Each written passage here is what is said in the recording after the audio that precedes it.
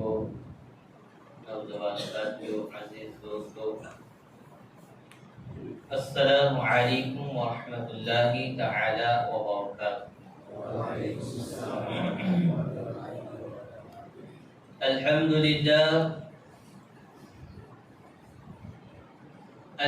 لله الذي نور قلوب العارفين بسراج الهداية والفرقان، والصلاة والسلام على سيد الإنس والجان وعلى آله وأصحابه الكرام، أما بعد. قال الله تبارك وتعالى في القرآن العظيم والفرقان الحميد: أعوذ بالله من الشيطان الرجيم، بسم الله الرحمن الرحيم. شهر رمضان الذي أنزل فيه القرآن هدى للناس وبينات من الهدى. آمنت بالله صدق الله المولانا العظيم وبلغنا على رسوله الكريم.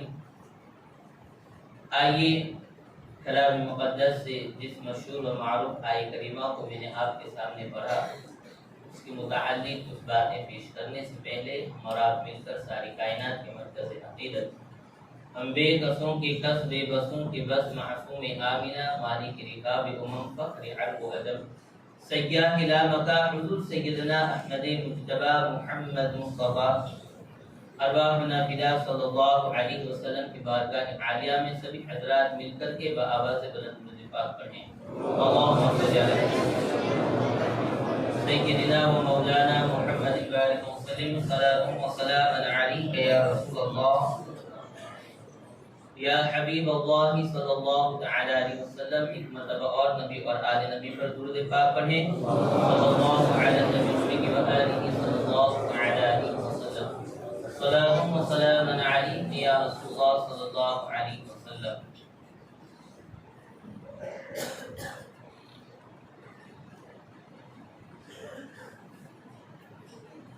کلام مقدس میں ماہ رمضان المبارک کی خصوصیت رب تبارک و تعالی نے اس آیہ کریمہ میں اس طرح بیان فرمائی کہ اے لوگو، یہ رمضان کا مہینہ جو تمہیں دیا گیا ہے، جو تمام مہینوں کا سردار ہے،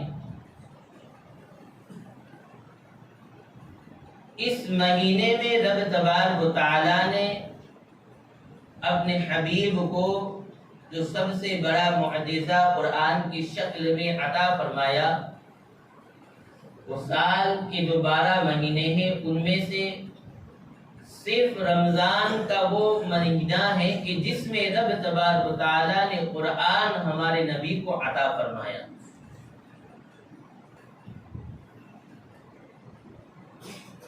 عام دنوں میں رب کی رحمت جو ہے وہ وقت تہجد ہر روز آسمان دنیا کی طرف اس کی رحمتوں کا نزول ہوتا ہے. وہ اپنے شایان شان کے مطابق آسمان دنیا پر جلوہ گر ہوتا ہے اور اس کی رحمتیں ہر روز وقت تہجد اپنے بندوں کو پکارتی ہیں. مگر قربان جائیں، جب سے رمضان کا چاند نظر آتا ہے، اس مہینے کی ابتدا ہوتی ہے، تو یہ نہیں کہ رب کی رحمت صرف وقت تہجد اپنے بندوں کو پکارتی ہے یا افطار کے وقت اس کی رحمت اپنے بندوں کو پکارتی ہے، بلکہ عام دنوں میں جو اس کی رحمت صرف وقت تہجد خصوصی طور پر آسمان دنیا پر جلوہ گر ہوتی ہے. رمضان کا مہینہ وہ بابرکت مہینہ ہے، وہ عظمتوں اور رفعتوں اور بلندیوں والا اور فضیلتوں والا مہینہ ہے کہ اس کی ہر گھڑی ہر ساعت میں رب کی رحمت اپنے بندے کو پکارتی ہے، توجہ فرماتی ہے. بندہ جس گھڑی بھی اپنے کی دعاؤں کو سن لیتا ہے۔ اور پھر یہ کہ خصوصی طور پر یہ آخری عشرہ جو ہیں جو جہنم سے آزادی کا ہے، نہ جانے ان گنت لوگوں کو رب تبارک و تعالی اس عشرے میں جہنم سے آزادی عطا فرماتا ہے۔ آپ یہاں پر سمجھیں کہ ایک شخص ہوتا ہے،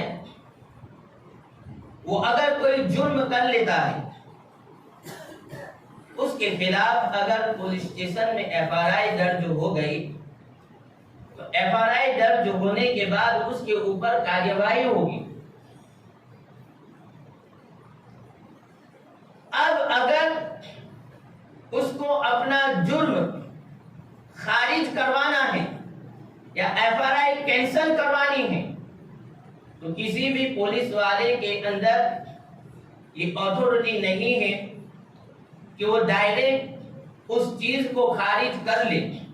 اب اسے کسی بھی سیشن کورٹ پر جا کر کسی جج کے ذریعہ وہ ایف آر آئی جو ہے جو اس پر کیس ہوا ہے وہ اپنا جرم جو ہے وہ وہاں سے کینسل کرانا پڑے گا۔ یاد رکھیں، آپ جو جرم کرتے ہیں، آپ جو گناہ کرتے ہیں، اللہ تبارک و تعالیٰ نے آپ کے اوپر 2 فرشتوں کو مسلط فرما دیا ہے۔ وہ فرشتے اللہ کے حکم کے پابند ہیں۔ آپ جو بھی کرتے ہیں وہ فرشتے آپ کے نامہ اعمال میں، دفتر میں وہ لکھ لیتے ہیں۔ اب عزیزان ملت اسلامیہ، ہم جانتے ہیں ہم نے اپنے جسم پر کیا جرم کیے ہیں، کیا گناہ کیے ہیں، تنہائی میں لوگوں کے درمیان اور اس بابرکت عظیم الشان مہینے میں جس کی ہر گھڑی، جس کی ہر ساعت ایک عظیم ساعت ہے، ایک برکت والی ساعت ہے، ایک عظمت والی ساعت ہے، ایک فضیلت والی ساعت ہے، جو عام دنوں میں یہ ساعتیں، یہ برکتیں، یہ فضیلتیں نہیں ملتی ہیں، مگر اس مہینے میں بھی کچھ لوگ ایسے ہیں جنہوں نے اپنے گناہوں کی عادتوں کو نہیں چھوڑا اور گناہ پر گناہ وہ کرتے گئے۔ اپنے نامہ اعمال میں انہوں نے گناہ کیے، فرشتوں نے لکھ لیے۔ اب آپ سوچیں کہ فرشتوں کو تو حکم ہے کہ وہ آپ کے گناہ لکھ لے، مگر فرشتوں کو یہ اختیار نہیں ہے، یہ اتھارٹی نہیں ہے کہ وہ اپنی مرضی سے وہ نامہ اعمال سے آپ کے گناہ مٹا لے۔ اگر آپ کے گناہ مٹانے ہیں، اگر آپ اپنے گناہوں کی تلافی چاہتے ہیں، اگر آپ یہ چاہتے ہیں کہ آپ کے گناہ بخش دیے جائے، تو وہ رب تبارک و تعالیٰ فیصلہ فرمانے والا ہے، وہ احکم الحاکمین ہے، وہ مالک ہے، وہ خالق ہے، وہ غفور الرحیم ہے۔ اس کی رحمت ہر گھڑی اپنے بندے کو پکارتی ہے، آجا میری بارگاہ میں، جب بھی تو مجھے پکارے گا، استجیب لکم، میں تمہیں جواب دوں گا، تمہاری دعاؤں کو قبول کروں گا۔ ابھی بھی آپ کے پاس وقت ہے، اپنے چہروں پر غموں کے آثار ظاہر کرے، ندامت والے اور شرمندگی والے چہروں کو بنائے، اس کی بارگاہ میں اپنے چہروں کو جھکا لے، پیشانیوں کو جھکا لے، اور اس آخری وقت میں، ان آخری ساعت میں اپنے رب کے حضور یہ دعائیں کرے، مولا تو نے اتنا عظیم مہینہ ہمیں عطا فرمایا تھا، مگر اس مہینے کی ہم قدر نہ کر سکے، اتنا بابرکت مہینہ تو نے ہمیں عطا فرمایا تھا، ہم اس کی قدر کو سمجھ نہ سکے، اس کی عظمتوں کو سمجھ نہ سکے، ہم سے غلطیاں ہو گئی، ہم سے لغزش ہو گئی، ہم سے گناہ ہو گئے ہیں، مگر تو تو غفور الرحیم ہے، تو تو بخشنے والا ہے، تیری رحمت اپنے بندوں کو ہر وقت پکارتی ہے۔ مولا ہم تجھ سے تیرا فضل مانگتے ہیں، تجھ سے تیری رحمت طلب کرتے ہیں، مولا ہمارے گناہوں کو معاف فرما دے۔ یہ عزیزان ملت اسلامیہ، یہ آخری وقت ہے، اس میں اپنے رب کو راضی کر لے۔ میں وہ حدیث پاک جب پڑھ رہا تھا تو مجھے خیال آیا کہ اللہ تبارک و تعالی نے قرآن کے بارے میں اور ان روزوں کو آقا فرماتے ہیں کہ قیامت کے دن کئی لوگ ایسے ہوں گے کہ جو اپنے گناہوں کے سبب فرشتے انہیں جہنم کی طرف لے جا رہے ہوں گے.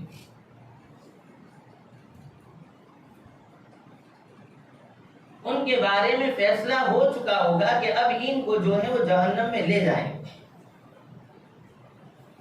مگر اس دن جو فیصلے کا دن ہے،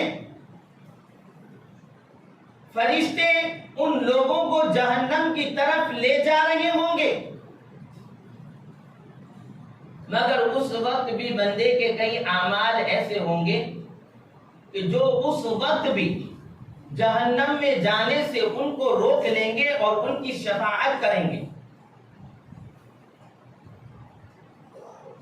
جب ان کو لے جایا جا رہا ہوگا، حضور صلی اللہ علیہ وسلم نے فرمایا کہ قیامت کے دن قرآن بندے کی شفاعت کرے گا. کس طرح شفاعت کرے گا؟ قرآن رب کی بارگاہ میں عرض کرے گا، مولا یہ وہ تیرا بندہ ہے کہ جس نے رمضان کی راتوں میں قیام کر کے نماز تراویح میں قرآن کو سن کر یا تراویح کے علاوہ رات میں کچھ حصہ نکال کر کے، کچھ وقت نکال کر کے یہ میری تلاوت کرتا تھا، اور میری تلاوت کی وجہ سے وہ اپنے بستروں پر پوری نیند نہیں لے سکا، وہ سو نہیں پایا ہے، میں نے اس کو راتوں کو جگایا ہے. مولا میں تیری بارگاہ میں اس کی سفارش کرتا ہوں، اسے تو بخش دے. تو قیامت کے دن یہ قرآن تمہاری شفاعت کرے گا. روزے آئیں گے اور روزے عرض کریں گے، مولا دن میں اس کے سامنے ٹھنڈا پانی موجود تھا، کھانے کی کئی اشیاء، کئی چیزیں اس کے سامنے موجود تھیں، مگر مولا تیری رضا کی خاطر اس نے نہ تو پانی پیا، نہ کھانا کھایا، نہ دیگر معاملات کیے. میں نے حلال چیزوں سے اس کو رمضان کے دن میں روکے رکھا. مولا میں تیری بارگاہ میں آج سفارش کرتا ہوں کہ اس بندے کو بخش دے. تو اس دن آقا فرماتے ہیں قرآن اور روزے اس بندے کے حق میں سفارش لے کر آئیں گے اور اس کی بخشش فرمائیں گے. اب میں آپ سے پوچھنا چاہتا ہوں کہ آپ میں سے کتنے لوگ ایسے ہیں کہ جنہوں نے قرآن کی تراویح میں حصہ لیا، اس کو سنا، یا یہ کہ خصوصی طور پر رات میں آپ نے قرآن کی کتنی تلاوت کی، آپ نے کتنا حصہ اس مہینے میں اپنے رب کی رضا کے لیے گزارا ہے. آپ میں سے کئی لوگ ایسے بھی ہوں گے کہ کچھ ذمہ داریوں کی وجہ سے روزوں کو چھوڑ بھی رہے ہوں گے.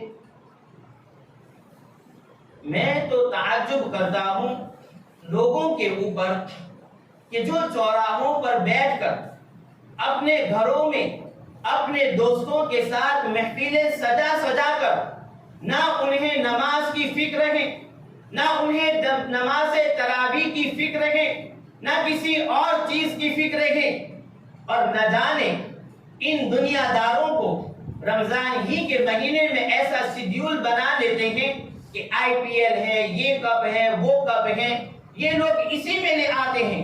اور یہ تو ظلم ہے ہی، مگر کچھ ہمارے معاشرے کے مسلمان اتنے ظالم بن گئے ہیں کہ وہ رمضان کی راتوں میں جس کو عبادت کے لیے اللہ تبارک و تعالیٰ نے مسلمانوں کو عطا فرمایا، مگر وہ بدبخت لوگ آج ٹورنامنٹ کی شکل میں کرکٹ گراؤنڈ پر کرکٹ ٹورنامنٹ کھلوا کر آج نوجوانان مسلمانوں کو اس میں بزی رکھ رہے ہیں اور شیطان کے کاموں میں ان کو ملوث کر رہے ہیں.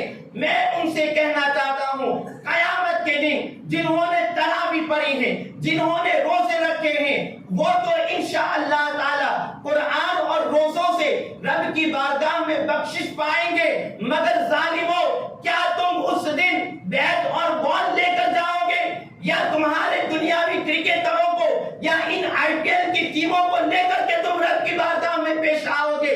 ہرگز نہیں۔ قرآن تمہارے خلاف گواہی دے گا، روزے تمہارے خلاف گواہی دیں گے، اور تم جہنم کے مستحق ہوں گے، فرشتے تمہیں جہنم کی طرف لے جائیں گے۔ وقت ہے رب تبارک و تعالیٰ نے تمہیں یہ قیمتی لمحات عطا فرمائے ہیں، اپنے گناہوں سے توبہ کرو، اپنے رب کو راضی کرنے کی کوشش کرو۔ یہ مہینہ رمضان کا اگر تم نے اس کی قدر نہیں کی، یہ مہینہ تمہارے خلاف رب کی بارگاہ میں گواہی دے گا کہ مولا اس نے میری قدر نہیں کی، اس نے میری عظمتوں کو نہیں سمجھا، اس نے میری مہمان نوازی نہیں کی۔ کیا منہ لے کر کے جائیں گے؟ رمضان اس لیے دیا گیا ہے کہ چوراہوں پر بیٹھ کر آئی پی ایل کی ٹیموں کو بنا بنا کر ڈسکس کریں، باتیں کریں، گناہوں میں اپنے وقت کو گزاریں۔ رمضان اس لیے تمہیں دیا گیا، رمضان اس لیے دیا گیا تاکہ تم نئے نئے کھیل تیار کرو اور اس میں ملوث رہو۔ رمضان اس لیے دیا گیا تمہیں کہ تم اپنے دوستوں کی محفلوں میں پوری رات بات چیت میں اور لوگوں کی برائیاں کرنے میں نکال دو۔ رمضان اس لیے دیا گیا، کاش کہ تم رمضان کے اس مبارک مہینے میں رات کو اٹھ کر صرف 2 رکعت نماز تہجد پڑھ لیتے، صلاۃ التسبیح پڑھ لیتے، رب کی بارگاہ میں استغفار کر لیتے، حضور پر درود پاک پڑھ لیتے، قرآن کی تلاوت کر لیتے۔ میں نے ان لوگوں کے لیے خصوصی طور پر وہ اہتمام کیا تھا کہ جنہیں قرآن پڑھنا نہیں آتا وہ آئے روزانہ مسجد میں 11 بجے روزانہ کلام مجید کی ہم تلاوت کرتے تھے۔ ماشاءاللہ کئی لوگ 20 سے 25 لوگ روزانہ حاضری دیتے تھے۔ 26 روزے تک ہم نے وہ صحیح قرآن دور کر کے مکمل کیا۔ کیا ان لوگوں کو یہ فکر نہ ہوئی کہ ہم تو نہیں پڑھ پاتے ہیں، کم سے کم مسجد میں آ کر روز سنیں گے تو ہمارا 1 قرآن یا 2 قرآن تو رمضان میں ختم ہوگا، وہ تو ہم اپنے مرحومین کو بخشیں یا اپنے نامہ اعمال میں نیکیاں لکھوائیں؟ مگر نہیں، کسی کو کوئی فکر نہیں کہ ہم اس مبارک مہینے میں کچھ نیکیاں کما لیں۔ نہیں، عادت پڑی ہوئی ہے پکچر دیکھنے کی، سیریلیں دیکھنے کی، گناہ کرنے کی اتنی عادتیں پڑی ہوئی ہیں۔ شیطان نے تمہیں اپنا اتنا دیوانہ بنا دیا ہے کہ اس رمضان کے مہینے میں رب شیطانوں کو تو جگت دیتا ہے، مگر تمہارے دلوں میں، تمہارے ذہنوں میں، تمہارے جسم میں جو شیطان بن کر خون دوڑ رہا ہے وہ شیطان تمہارا پیچھا نہیں چھوڑ رہا۔ تم خود شیطان کے اتنے دیوانے بن گئے ہو کہ اس مہینے میں بھی تم گناہوں کو چھوڑنے کے لیے تیار نہیں ہو۔ اللہ تبارک و تعالی ہمیں سچے دل سے توبہ کرنے کی توفیق عطا فرمائے، اور آئندہ سال ہم کو اللہ تعالی یہ مبارک مہینہ صحت و عافیت کے ساتھ عطا فرمائے۔ درود پاک پڑھیں۔